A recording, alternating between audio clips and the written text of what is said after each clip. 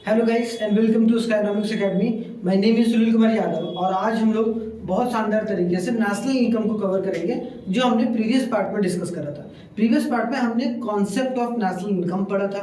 आज हम लोग उसी के आगे थोड़ा सा वर्ज होंगे और उसी के आगे हम लोग चलेंगे। जैसा कि हमने वहाँ पर नेशनल इनकम में डिस्कस करा था।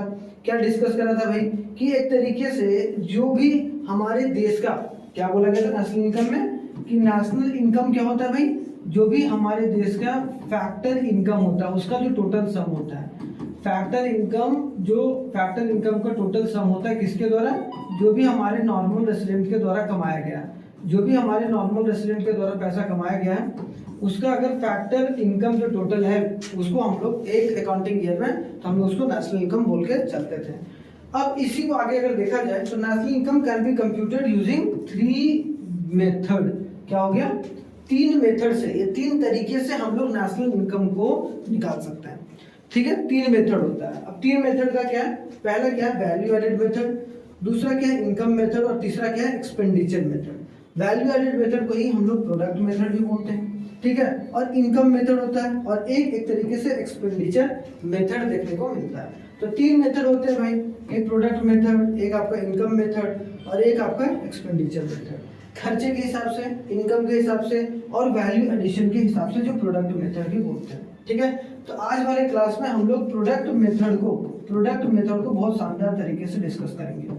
किसको डिस्कस करेंगे, प्रोडक्ट मेथड को। ठीक है, और समझने की कोशिश करेंगे कितना क्या किस तरीके से हम लोग प्रोडक्ट मेथड से नेशनल इनकम को निकाल सकते हैं। हमने शुरुआत में ही बताया था आप लोगों के 2 कॉन्सेप्ट आप लोगों को याद रखना है, एक तो NNP at a factor cost और एक आपका NDP at a factor cost. अगर आपने कॉन्सेप्ट वाला वीडियो नहीं देखा तो जाकर आप देख सकते हैं। NNP at a factor cost में क्या बोलते हैं हम लोग डायरेक्टली इसको नेशनल इनकम, और एक तरीके से NDP at a factor cost को हम लोग डायरेक्टली क्या बोलेंगे, एक तरीके से डोमेस्टिक इनकम। ठीक है, डोमेस्टिक इनकम और एक तरीके से फैक्टर इनकम। ठीक है, डोमेस्टिक इनकम और एक तरीके से नेशनल इनकम। क्लियर, ये बात समझ में आ गया। अब आते हैं कि वैल्यू एडेड मेथड और प्रोडक्ट मेथड होता क्या है। What do you mean by the value added. देखो, हर एक कंपनी कुछ ना कुछ प्रोडक्ट को बनाती है, सर्विस को बनाती है। अब जब उसको बनाती है तो एक तरीके से वैल्यू को ऐड कर रही है। जैसे कि मान लो किसी ने ये पर्टिकुलर पेन को बनाया, ठीक है, तो ये पेन जैसे ही बना वैसे ही कुछ ना कुछ इसका वैल्यू एडिशन हो गया इकोनॉमी में। मतलब 10 रुपये का पेन है, 2 रुपये का पेन है तो 2 रुपये का ऐड हो गया इकोनॉमी में, है कि नहीं। लेकिन इसका जो वैल्यू है, एक्चुअल वैल्यू कौन सा ऐड होगा उसको समझने की कोशिश करेंगे हम लोग वैल्यू एडिशन मेथड में।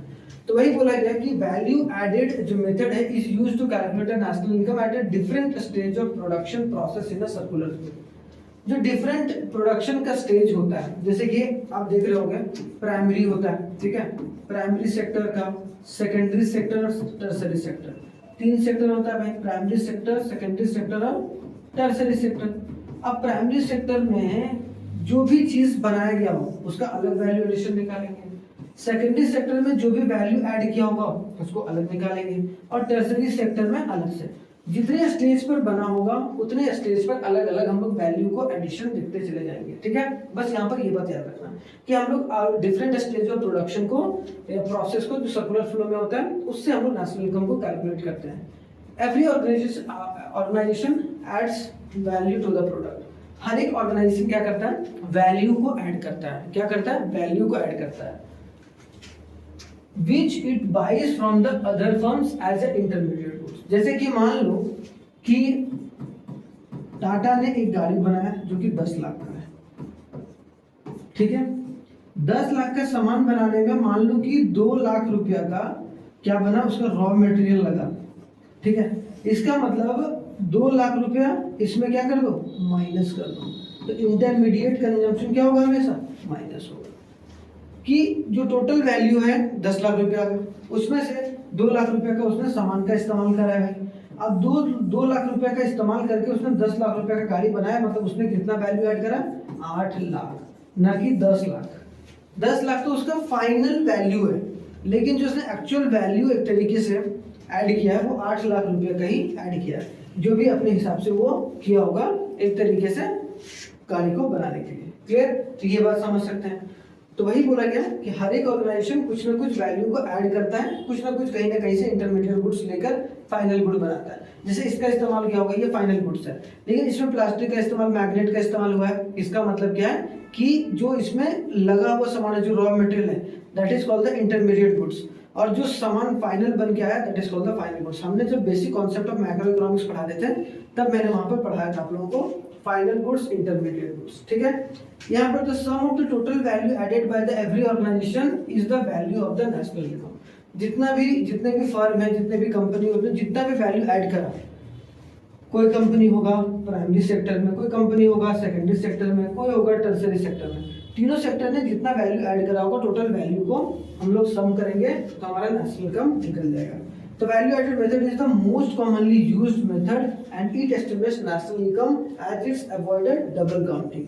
और नेशनल इनकम को ये डबल काउंटिंग नहीं करने देता। मतलब मान लो कि यहाँ भी हमने, मान लो कि जिससे ये बंदा, ये टाटा जो रॉ मटेरियल लिया होगा उसका भी 2 लाख रुपया जोड़ देते हैं और इसका भी 10 लाख रुपया जोड़ देते हैं, तो एक्चुअल में 12 लाख रुपया हो जाता है नेशनल इनकम हमारा। लेकिन एक्चुअल में हमारा नेशनल इनकम कितना है? 10 लाख। 8 लाख रुपए इसने करा है और 2 लाख रुपए जो रॉ मटेरियल जिस कंपनी ने दिया होगा वो करा है।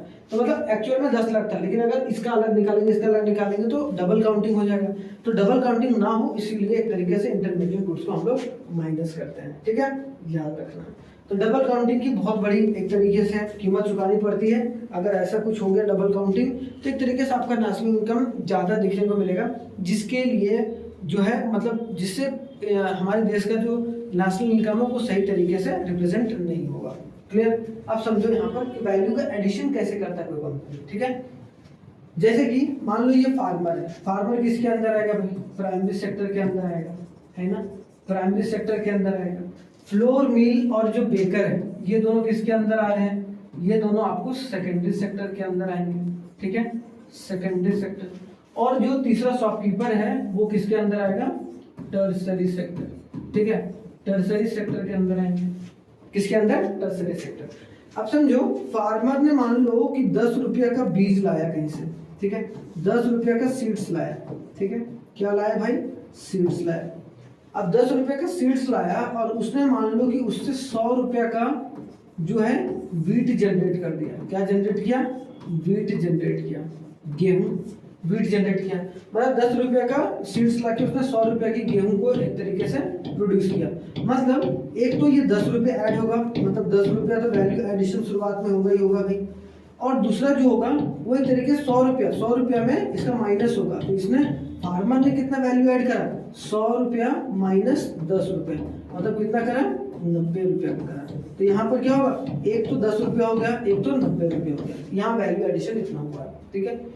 अब मान लो कि ये 100 रुपया जो है, 100 रुपया का जो माल है वो कहाँ बेचा? इसको बेचा फ्लोर मिल वाले को, मतलब जो एक तरीके से गेहूं को आटे में बदलता है, वीट को जो फ्लोर में बदलता है आटे में। अब यहाँ पर इसने बेचा 100 रुपये में बेचा, लेकिन जब ये गेहूं को आटे में बदला तब इसने कितना वैल्यू को रखा? इसने 100 रुपया में लिया, 100 रुपया में जो है रॉ मटेरियल को लिया, रॉ चीजें ली, और इसने 200 रुपया का फाइनल गुड्स जो है वो बना दिया। कितना बनाया? 200 रुपया का। 200 रुपया का मतलब ये क्या तैयार हो गया? फ्लोर तैयार हो गया। क्या हो गया? मतलब क्या? आटा तैयार हो गया। तो जब 200 रुपया का इसने वैल्यू एडिशन करा, मतलब जो ग्रॉस वैल्यू है, तो उसको हम लोग इस तरीके से क्या बोलेंगे? इसमें से 100 रुपया माइनस करेंगे, क्योंकि 100 रुपया तो यहाँ पहले ही ऐड हो चुका है भाई, ये मतलब जो इसका जो फार्मर ने करा था। तो ये 100 रुपया जो कच्चा माल खरीदा, तो इसने 200 माइनस 100, इसका मतलब कितना वैल्यू एडिशन करा इसने? 100 रुपया का करा। कितना करा? 100 रुपीज का वैल्यू एडिशन करा। किसने करा? फ्लोर मिल, क्योंकि इसने 100 रुपये का सामान इस्तेमाल करके 200 रुपये का फाइनल गुड्स बनाया था। तो इसने एक्चुअल में कितना वैल्यू ऐड करा? इकोनॉमी में 100 ही रुपया तो ऐड किया, ठीक है। ये 100 रुपया तो पहले ही ऐड हो चुका था, ठीक है, यहाँ तक क्लियर हो गया। अब मान लो कि ये 100 रुपया का जो है आटा एक बेकर वाले ले लिया, बेकरी जो बेकरी का काम करता है, जिसने मान लो कि तो बिस्किट बनाना या कुछ भी जो बेकरी के प्रोडक्ट्स बनाने हैं। तो यहाँ पर 100 रुपया का मतलब 100 रुपया यहाँ छोड़ते हैं हम लोग, 100 रुपया यहाँ 200 रुपया का। अब इसने क्या 200 रुपया में लिया, 200 रुपया में आटा लिया है, और 200 रुपया का आटा लेकर एक तरीके से जो केक है या जो भी बेकरी प्रोडक्ट्स है वो उसने टोटल कितना बनाया? मान लो कि बेकरी कितने बनाया टोटल, या जो भी कुछ लिया 200 रुपया, 400 रुपया, मतलब 400 रुपया में उसने बेकरी के बिस्किट को बेचा, ठीक है। मतलब जो बिस्किट बेचा या फिर आप मान लो कि व्हीट ब्रेड जो बेचा वो उसने 400 रुपया का बेचा, मतलब क्या 400 रुपया, लेकिन इसने 200 रुपया का इस्तेमाल करके, इसका मतलब क्या हुआ 400 माइनस 200, तो एक्चुअल में कितना इंक्लूड किया इसने 200 रुपीज, है ना। तो 200 हमारा यहाँ पर क्या हो जाएगा एक तरीके से, क्योंकि ये इंटरमीडिएट गुड्स था, क्या था इंटरमीडिएट कंजम्पशन बोल सकते हैं इसको। इंटरमीडिएट कंजम्पशन मतलब कि जो फाइनल उसने जो ब्रेड बनाया कुछ भी बनाया उसमें कितना जो रॉ मटेरियल है वो यूज किया था, 200 रुपये का किया था, तो एक्चुअल में वैल्यू कितना ऐड किया 200 रुपये का, समझ में आ गया।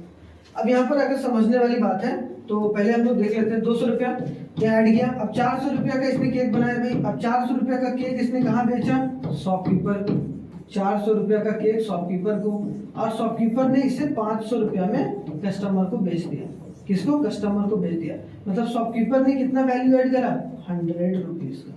100 रुपीज का कैसे करा भाई, क्योंकि यहाँ पर अगर देखा जाए 500 माइनस 400, इसका मतलब 100 रुपीज का इसने वैल्यू को ऐड किया शॉप। एक्चुअल में कंज्यूमर को कितना मिला 500, ठीक है, कंज्यूमर को कितना मिला 500 रुपया। तो अगर पूरा देखें तो यहाँ पर क्या देखने को मिला कि सीट्स वाले में कितना वैल्यू ऐड हुआ भाई, ठीक है। वैल्यू एडेड कैसे निकालते हैं, value of output minus intermediate consumption. अगर बोला जाए वैल्यू एडेड कैसे निकालते हैं भाई, यहाँ पर वैल्यू एडेड कैसे निकालते हैं, तो value of output minus intermediate consumption, जो भी इंटरमीडिएटली कंजम्पशन हुआ है, इसका मतलब 10 रुपया इसने, 90 रुपया इसने, ठीक है।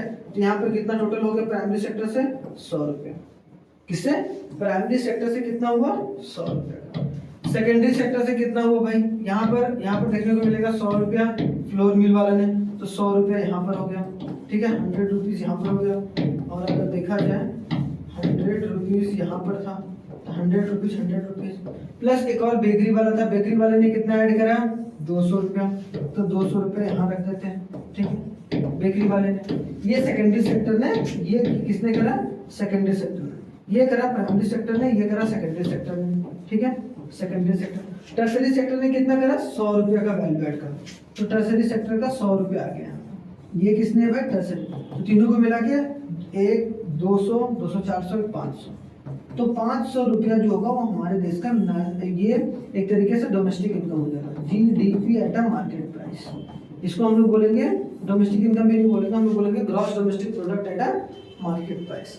तो तीनों सेक्टर को जो जोड़ के निकलता है वो हम लोग क्या बोलते हैं GDP at a market price, ठीक है। तो ये बात जरूर याद रखना, ये इंपॉर्टेंट है, इसको ध्यान से देखिएगा, एक बार आपको समझ में पूरी तरीके से आ जाएगी, ठीक है, क्लियर। तो ये हमारा जीडीपी, इसके बाद हम लोग इसी से हम लोग क्या निकालेंगे डोमेस्टिक इनकम निकालेंगे, और इसी से हम लोग नेशनल इनकम निकालेंगे। नेशनल इनकम क्या होता है हमारा NNP at a factor cost, और डोमेस्टिक इनकम क्या होता है NDP at a factor cost, ठीक है। तो नेशनल इनकम और डोमेस्टिक इनकम हम लोग इसी से निकाल के चलेंगे, ठीक है, यहाँ तक क्लियर। आगे अगर आएगा थोड़ा सा नेक्स्ट स्टेप दिखाते हैं, तो वैल्यू एडिशन का मतलब क्या है। देखो यहाँ पर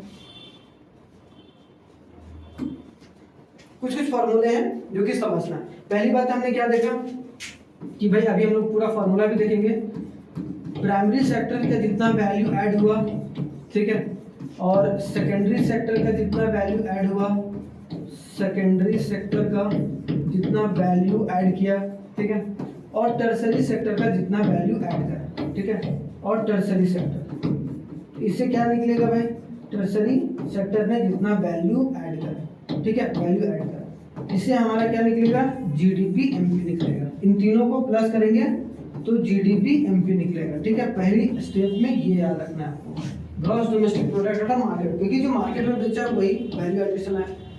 अब यहाँ पर अगर वैल्यू एडेड अगर निकाल रहे हैं हम लोग प्राइमरी सेक्टर का, तो value added of primary sector क्या होगा कि जो प्राइमरी सेक्टर ने टोटल वैल्यू ऑफ आउटपुट किया होगा। वैल्यू ऑफ आउटपुट का सीधा सा मतलब होता है सेल। जैसे कि मान लो कि प्राइमरी सेक्टर ने पूरा प्राइमरी सेक्टर जोड़ लेते हैं, प्राइमरी सेक्टर ने सेल्स किया, मान लो सेल्स किया 5 करोड़ का, ठीक है, और जो इंटरमीडिएट कंजम्पशन इसने 5 करोड़ का सामान बनाने के लिए मान लो 2 करोड़ का सामान इस्तेमाल करा, तो इसने एक्चुअल में वैल्यू को कितना ऐड करा भाई वैल्यू को ऐड कितना करा, सिंपल सी बात है, 5 करोड़ माइनस 2 करोड़ कितना हुआ, 3 करोड़ का वैल्यू एडिशन हुआ है।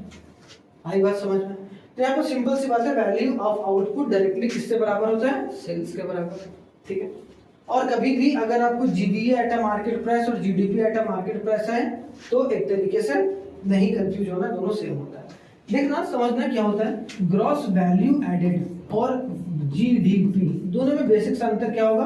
अगर बोला जाए ग्रॉस वैल्यू जो एडेड होता है वो निकलता है एक एनी वन का, जैसे हम लोग जीबीए प्राइमरी सेक्टर का अलग से निकाल सकते हैं, जीबीए और सेकेंडरी सेक्टर अलग से निकाल सकते हैं, जीबीए ऑफ टर्सरी, और हर एक कंपनी का भी निकल सकता है, लेकिन जीडीपी हर एक का नहीं निकल, जीडीपी सबको मिलाकर बनता है, ठीक है, total value of goods and service which is generated in an economy, ठीक है। तो जीबीए किसी एक पर्टिकुलर कंपनी का भी निकल सकता है, जैसे हमने बोला रिलायंस का जीबीए क्या होता है भाई, ठीक है, एक पर्टिकुलर। वैल्यू ऑफ आउटपुट अगर बोला जाए तो sales plus change in stock, अगर कोई चेंज इन स्टॉक दिया हुआ है, मान लो कि अगर तुम्हारा पिछला बचा हुआ कुछ सामान है, उसमें उसके बीच में जब आपने दुकान खोला अगले दिन या फिर अगला जब भी स्टॉक आपने निकाला उसके बीच में कुछ माल बिका होगा, तो उसको हम लोग बोलते हैं चेंज इन स्टॉक। तो अगर चेंज इन स्टॉक दिया होगा तो हमेशा सेल्स में प्लस होगा चेंज इन स्टॉक, ठीक है। और चेंज इन स्टॉक का फॉर्मूला होता है closing stock minus opening stock.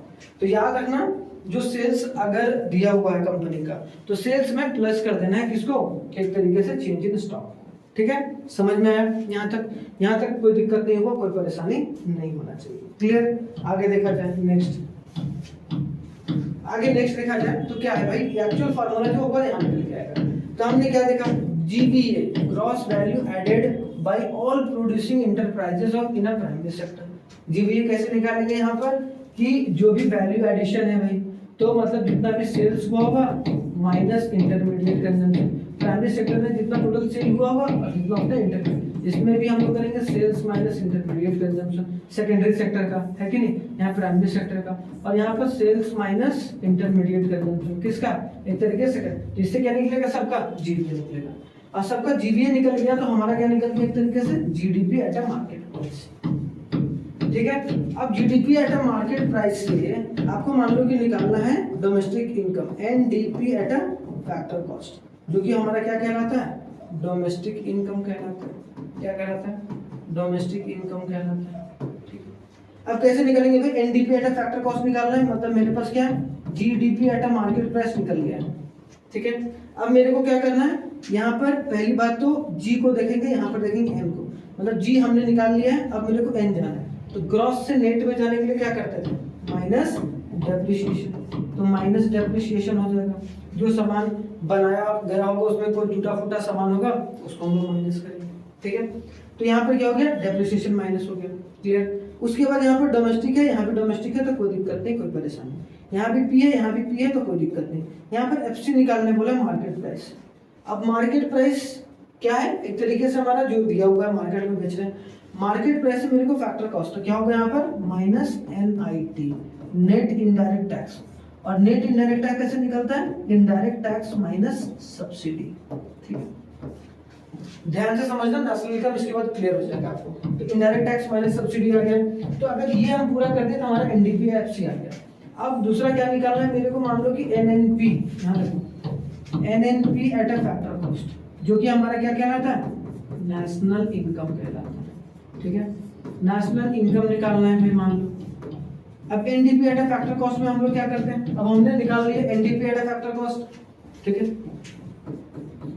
NDP at a factor cost, यहाँ पर डोमेस्टिक इनकम निकाल लिया, तो डोमेस्टिक इनकम निकाल लिया। अब मेरे को बीच में सिर्फ एन ही तो बदलना है, बाकी सारे तो सेम है। तो यहाँ पर क्या कर देंगे, डोमेस्टिक इनकम से कभी नेशनल इनकम में जाते हैं तो हम लोग क्या करते हैं, plus NFIA, net factor income from abroad बोलते थे इसको, नेट। मैंने पिछले वाले वीडियो में बताया भाई, ध्यान से देखना, ठीक है। अगर आप इसको पहली बार देख रहे हो तो इसके कॉन्सेप्ट वाला वीडियो जरूर देख लेना, ठीक है। Net factor income from abroad, ठीक है, नेट फैक्टर इनकम फ्रॉम, आई बात समझ में। तो यहाँ से हमारा क्या होता है, एक तरीके से प्रोडक्ट मेथड से नेशनल इनकम को निकाला जा सकता है, ठीक है। याद रखना इंपॉर्टेंट है, क्लियर। आप देखो ये क्वेश्चन है जिसको आप लोगों को सॉल्व करना है, बहुत इंपॉर्टेंट है, ठीक है। ठीक है, और समझ के चलना है, सॉल्व करके भी चलना है। एक बार क्वेश्चन को गो थ्रू कीजिए। क्वेश्चन दिख रहा है सही से? क्वेश्चन दिख रहा है सही से? कोई दिक्कत नहीं भाई, क्वेश्चन दिख रहा है, देखिए।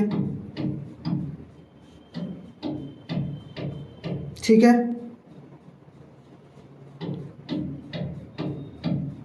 क्वेश्चन दिख रहा है?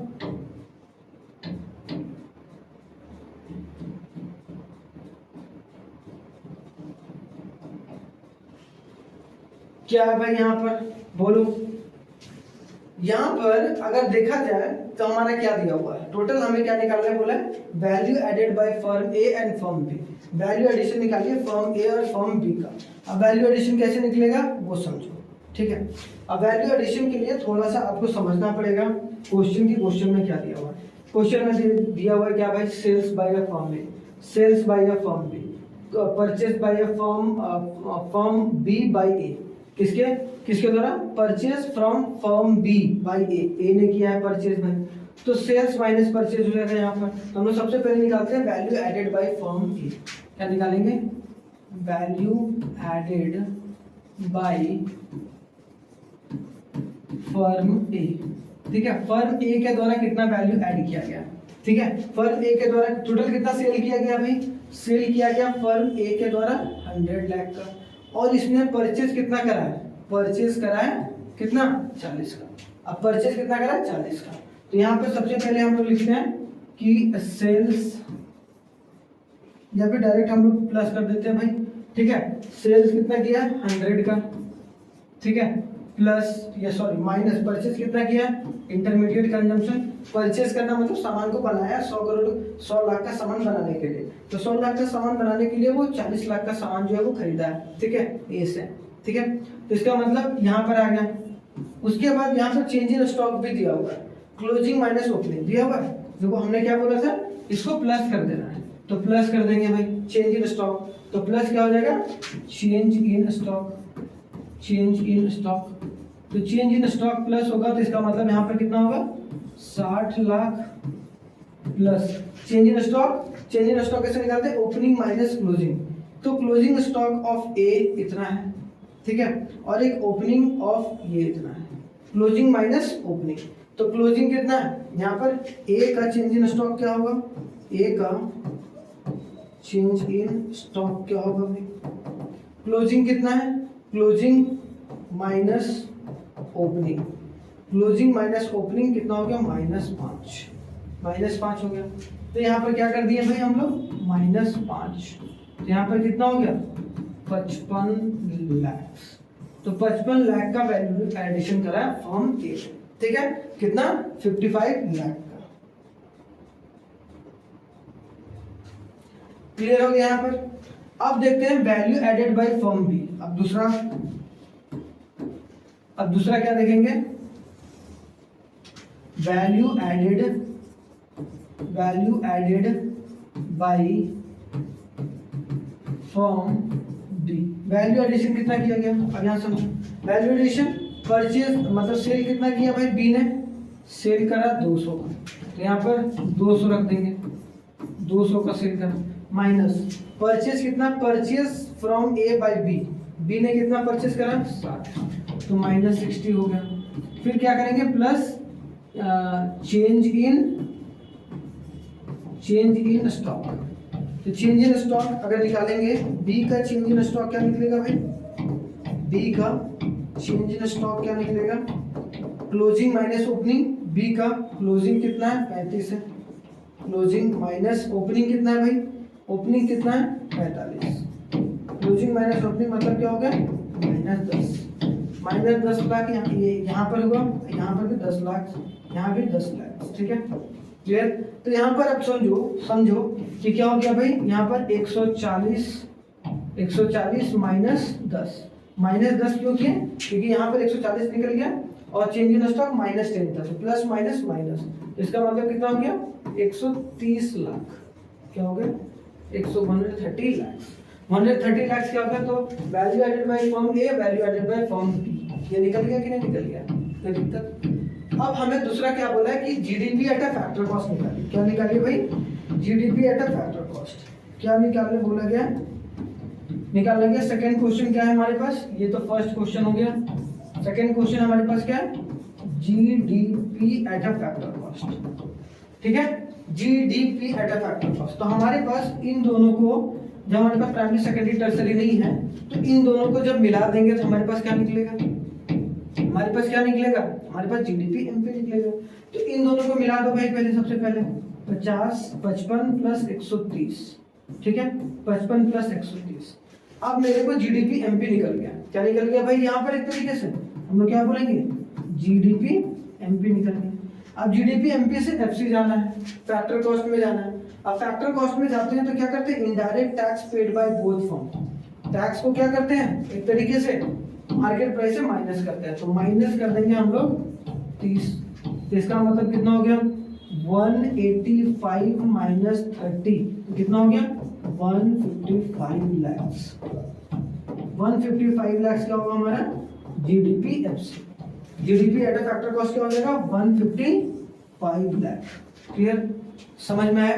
तो हमारा जो जीडीपी एफसी हो जाएगा वो कितना हो जाएगा 155 लाख। आई बात समझ में, कोई दिक्कत कोई परेशानी नहीं ना, ठीक है। आई होप सो यहाँ तक क्लियर होगा, ये चीज आपको समझ में आ गई होगी। क्लियर, अब यहाँ पर समझते हैं नेक्स्ट दूसरा क्वेश्चन है। ये दूसरा क्वेश्चन आप लोग जरूर बनाइएगा, नेक्स्ट वाले क्लास में मैं इसको जरूर डिस्कस करूंगा। ये होमवर्क है, इसका आप लोग एक तरीके से बता सकते हैं। बाकी इसका डिस्क्रिप्शन में आपको ये आपको जो स्क्रीनशॉट ले लीजिए भाई, थोड़ा सा तो बनाने की कोशिश कीजिएगा ईमानदारी से, ठीक है। अगर बना लीजिएगा तो सही है, वरना मैं नेक्स्ट क्लास में इसको डिस्कस करूंगा। चलिए ठीक है, इसको नेक्स्ट क्लास में डिस्कस करूंगा, जब भी हम लोग एक तरीके से क्या चीज डिस्कस कर रहे हैं, एक तरीके से हम लोग डिस्कस करेंगे प्रोडक्ट मेथड को। तो चलिए, थैंक यू वेरी मच, जय हिंद, मिलते हैं नेक्स्ट वीडियो में। इसके बाद ये क्वेश्चंस करेंगे और एक तरीके से नेक्स्ट जो होगा वो हम लोग इनकम मेथड को देखेंगे। क्या देखेंगे, income method. Thank you very much, जय हिंद, मिलते हैं नेक्स्ट क्लास में।